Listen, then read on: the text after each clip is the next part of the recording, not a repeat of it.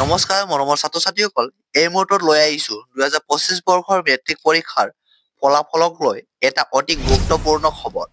2025 বৰ্ষৰ মেট্ৰিক পৰীক্ষাৰ ফলাফল কেতিয়া ঘোষণা কৰা হ'ব আৰু এই বিষয়টোক লৈ যি জল্পনা কল্পনা চলি আছে আৰু সেই জল্পনা কল্পনাৰ মাজেৰে যোৱাকালি অসমৰ শিক্ষামন্ত্ৰী ডক্টৰ ৰণোজ পেগু আৰু অসমৰ মুখ্যমন্ত্ৰী ডক্টৰ হিমন্ত বিশ্ব শৰ্মাই অতিকৈ কম সময়ৰ ভিতৰতে ফলাফল ঘোষণা কৰা হ'ব বুলি সঠিকভাৱে সংবাদ মাধ্যমত এই মন্তব্য দাঙি ধৰিছে।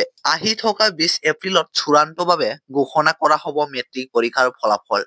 এতিয়া সকলো ছাত্ৰ-ছাত্ৰীৰ মনত এটাই প্ৰশ্ন, সঁচাকৈ বাৰু এপ্ৰিলৰ 20 তাৰিখে মেট্ৰিকৰ ফলাফল ঘোষণা কৰা হ'ব নেকি? ইতিমধ্যে বহুতো ৱেবছাইটত তোমালোকে স্ক্ৰীনত দেখি থকাৰ দৰে বহুতো নটিফিকেশ্যন প্ৰকাশ পাইছে। ইয়াত সঠিকভাৱে লিখা আছে যে the board of secondary education Assam SEBA has officially announced the Assam SSLC result 2025 on April 20, 2025. Students who appeared for the class 10 exams can check their result through the directly links provided below.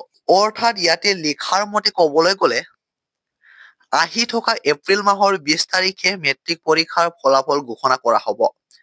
আনহাতে আমি যদি কেলেণ্ডাৰৰ মতে চাবলৈ যাওঁ 20 তাৰিখে Sunday দেওবাৰ পৰিছে।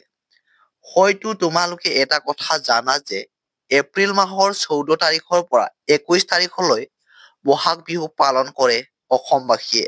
আনহাতে আমি যদি বিগত বছৰৰ সমূহৰ হিষ্টৰী চাবলৈ যাওঁ তেন্তে ইয়াত আমি এটা বস্তু নিশ্চয় দেখা পাম যে সেইটো বছৰৰ ফলাফল সেইটো বছৰৰ লগত একেবাৰে নিমিলে।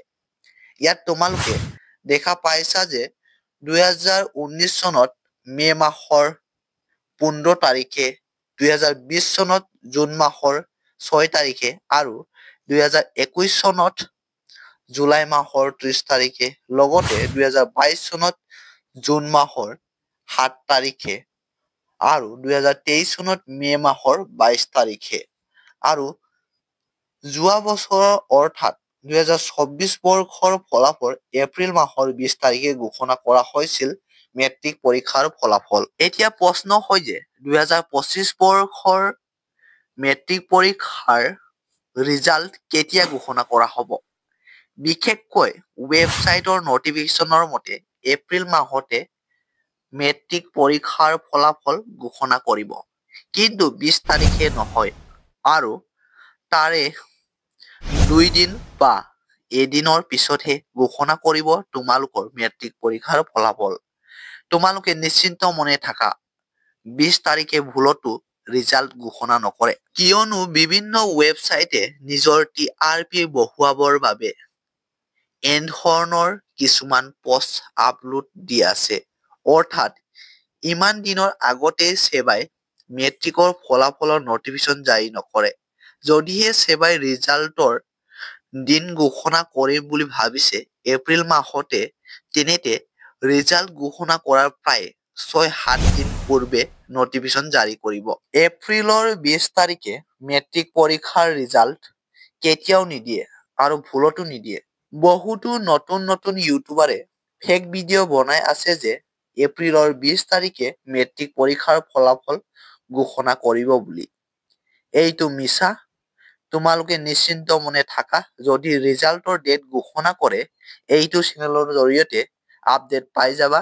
গতিকে যদি এই চেনেলটো ছাবস্ক্ৰাইব কৰা নাই ছাবস্ক্ৰাইব কৰি লোৱা, কাৰণ এই ধৰণৰ জৰুৰী ইনফৰমেশ্যন সময়মতে লাভ কৰিবৰ বাবে। আৰু যদি ভিডিঅ'টো তোমালোকৰ বাবে হেল্পফুল হ'ল তেন্তে ভিডিঅ'টো এটা লাইক কৰিবা।